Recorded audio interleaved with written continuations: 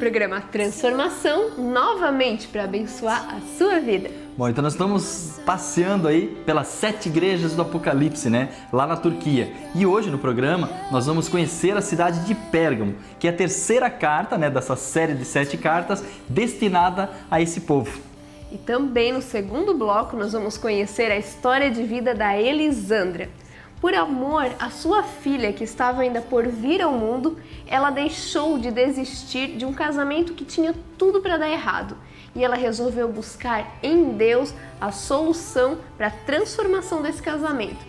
E recebeu, né? Recebeu a grande bênção. Você precisa ver a história dela e a forma como ficou a família dela hoje. É uma família querida, povo de Deus, né? Povo de Deus querido demais. Bom, convido você agora a irmos até a Turquia, conhecermos a cidade de Pérgamo. Hoje vamos conhecer a cidade de Pérgamo, que atualmente se chama Bérgama e é a cidade para onde foi endereçada a terceira carta do Apocalipse. Para chegar lá em cima do morro, onde teremos uma vista da cidade, nós vamos usar um bondinho. Tick-tock, hear the clock count down. Wish the minute hand could be rewound. So much to do and so much I need to say. Will tomorrow be too late? Feel the moment step into the past, like sand through an hourglass. In the madness, I guess I just forget to do all the things I said. Time passes by, never thought I'd wind up one step behind. Now I've made my mind up. Try a little harder. Gotta make every minute last longer. Gotta learn to forgive and forget, 'cause we don't have long. Gotta make the most of it. Today I gotta love my enemies. Reach out to somebody who needs me. Make a change, make the world a better place. 'Cause tomorrow could be one day too late. One day too late. One day too late. Tick-tock, hear my life pass by. I can't erase and I can't rewind. Of all the things I regret, the most I do. Cansei já. Descansar um pouquinho. Beginning, I save the best for a better ending. In the end I'll make it out to you, you'll see. Agora vamos ler a carta escrita à igreja de Pérgamo. Está lá em Apocalipse 2, versículo 12 em diante. Ao anjo da igreja em Pérgamo, escreve: Isto diz aquele que tem a espada aguda de 2 gumes. Sei onde habitas, que é onde está o trono de Satanás, mas retens o meu nome e não negaste a minha fé, mesmo nos dias de Antipas, minha fiel testemunha, o qual foi morto entre vós, onde Satanás habita. Entretanto, algumas coisas tenho contra ti, porque tens aí os que seguem a doutrina de Balaão, o qual ensinava Balaque a lançar tropeços diante dos filhos de Israel, introduzindo-os a comerem das coisas sacrificadas a ídolos e se prostituírem. Assim tens também alguns, de igual modo, seguem a doutrina dos nicolaítas. Arrepende-te, pois, ou senão virei a ti em breve, e contra eles batalharei com a espada da minha boca. Quem tem ouvidos, ouça o que o Espírito diz às igrejas. Ao que vencer, darei do maná escondido, e lhe darei uma pedra branca, e na pedra um novo nome escrito, o qual ninguém conhece, senão aquele que o recebe. A igreja de Pérgamo, eles faziam muitas obras de Deus, estudavam a palavra de Deus, faziam coisas muito boas, mas infelizmente depois de um tempo, essa cidade, esse povo, essa igreja, eles começaram a se misturar com o mundo. Poxa, agora, quando a gente fala, né, se misturar com o mundo, é sempre uma palavra estranha, né? Tá, mas o que tem a ver com o mundo? Eu moro no mundo, como assim se misturar com o mundo? Deus não gosta disso, né? Até tem uma palavra que está lá em 1 João, deixa eu ver aqui, 1 João 2, 15 e 16, diz o seguinte: Não ameis o mundo, nem o que há no mundo. Se alguém ama o mundo, o amor do Pai não está nele. Porque tudo que há no mundo, a concupiscência da carne, a concupiscência dos olhos e a soberba da vida, não vem do Pai, mas sim do mundo. Bom, aqui fala de coisas que Deus não se agrada. Se o cristão fizer, se o homem fizer. Quando fala do mundo, quando fala, você está no mundo, enfim, parece meio estranho, né? Sabe de uma coisa? Eu entendo você, porque eu também pensava dessa forma. Eu comecei a entender quando eu pedi para o próprio Senhor, porque tem pessoas que falam de uma forma, tem igreja que fala de outra forma, tem, enfim, diversas pessoas que dão aí as suas dicas, né? Todo mundo quer ajudar, mas cada um dá a sua dica e sugere, faça isso, não faça isso agrada a Deus, isso não agrada a Deus. Quer saber de uma coisa? Faz você mesmo. Quer ver só? Dá uma analisada na sua vida.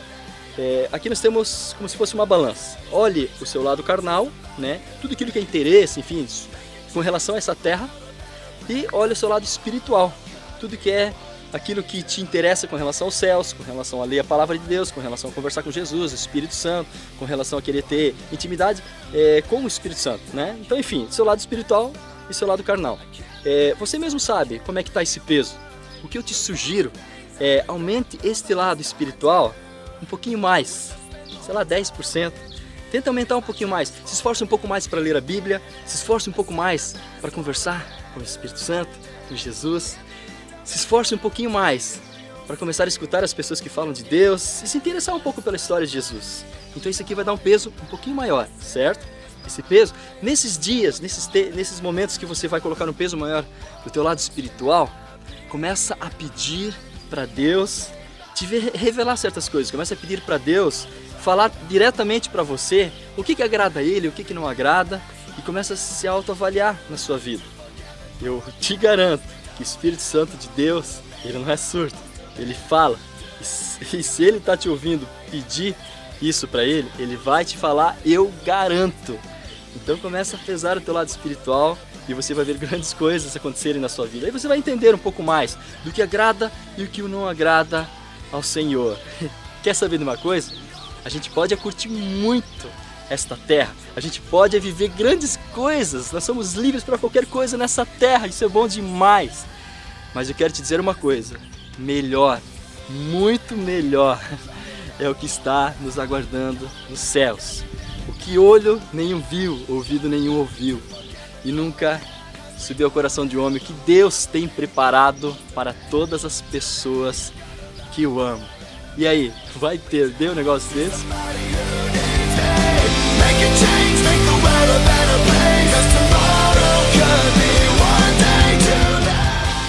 No final da carta, dessa carta escrita a Pérgamo, Jesus fala que ao vencedor seria dado uma pedrinha branca. Uma pedrinha branca, na época, que para as pessoas que receberam essa carta, podia ter 3 significados. O primeiro era inocência, quando alguém era inocentado, recebia uma pedrinha branca. Então Jesus, ele daria a essas pessoas vamos dizer assim, o certificado de inocentes, né? As pessoas que aceitam ele são consideradas inocentes porque ele já pagou o preço pelos nossos pecados. O segundo significado dessa carta é que a pessoa teria liberdade. Então um escravo que recebia uma pedrinha branca, ele não era mais escravo, ele estava livre. Então quando nós aceitamos Jesus, nós ficamos livres dos pecados e livres da condenação por esses pecados. E o terceiro significado era que essas pedrinhas elas eram usadas como ingressos para eventos, para teatros. Então significa que nós somos convidados para a grande festa que Jesus está preparando no céu para nós.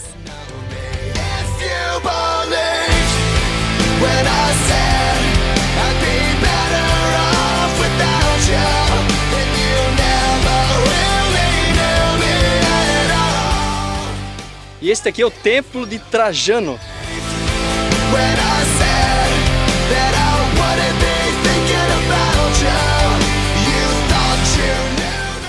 Uau! A vista daqui é maravilhosa.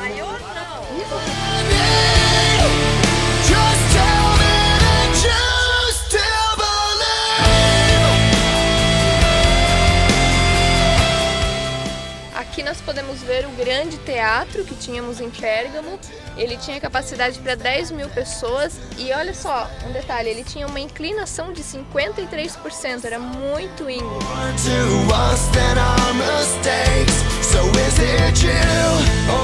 Nós estamos aqui na Acrópole de Pérgamo. A Acrópole é sempre a região mais alta da cidade, de qualquer cidade. Aqui morava o rei e os seus súditos e lá embaixo morava o povo, né? O povo como mora hoje, todo mundo lá embaixo. Aqui nós tínhamos uma biblioteca, havia uma biblioteca muito famosa que ela concorria em fama com a biblioteca do Egito. E o faraó, por ciúmes, por querer que a biblioteca de Alexandria, no Egito, fosse a maior do mundo, ele proibiu que fosse exportado papiro, que era do Egito, que era com que se escrevia naquela época, proibiu que fosse exportado aqui para Pérgamo. Então o que aconteceu? Para não deixar de escrever livros, o povo aqui de Pérgamo pegou pele de ovelha, uma pele bem macia, e começou a cortar no formato que nós temos os livros hoje e escrever nessa pele. Então se formaram os livros que nós conhecemos hoje, porém de pele de ovelha, e esses livros se chamavam codex. Aqui podemos ver onde era a biblioteca. Ali era uma construção de 2 andares, são vários quartinhos ou salinhas onde eram armazenados muitos livros. O que aconteceu? Todos os livros dessa biblioteca foram presenteados a Cleópatra, do Egito. E depois, isso foi tudo para a Biblioteca de Alexandria, e um dia a Biblioteca de Alexandria pegou fogo, então todos os livros que tínhamos aqui, junto com os do Egito, acabaram queimados.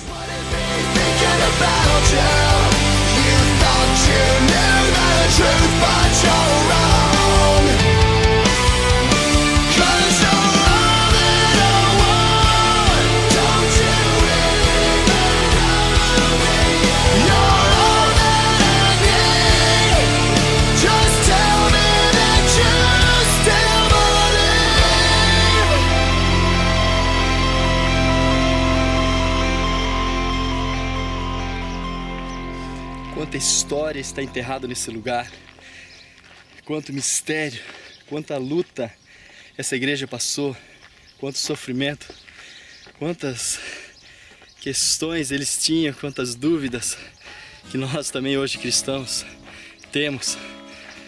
Todo esse pessoal que morava aqui viveram grandes coisas na sua vida. Esse povo se esforçou, esse povo também lutou, esse povo fez aquilo que estava dentro do seu esforço para fazer naquela época. Tentaram acertar, erraram muito, mas independente do que eles viveram, o tempo deles já passou. Agora, o que resta é ver o que eu e você vamos fazer, porque nós ainda estamos vivos e nós podemos fazer grandes coisas por Jesus nessa terra. Bom, o Senhor confia em nós que façamos grandes coisas, porque há muitas pessoas que estão esperando para que o povo dele se manifeste.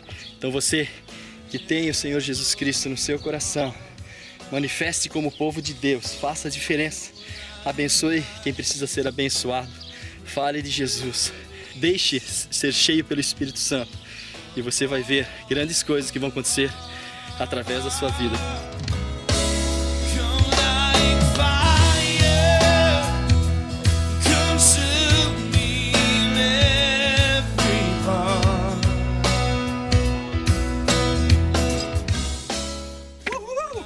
E essa foi a visita na cidade de Pérgamo.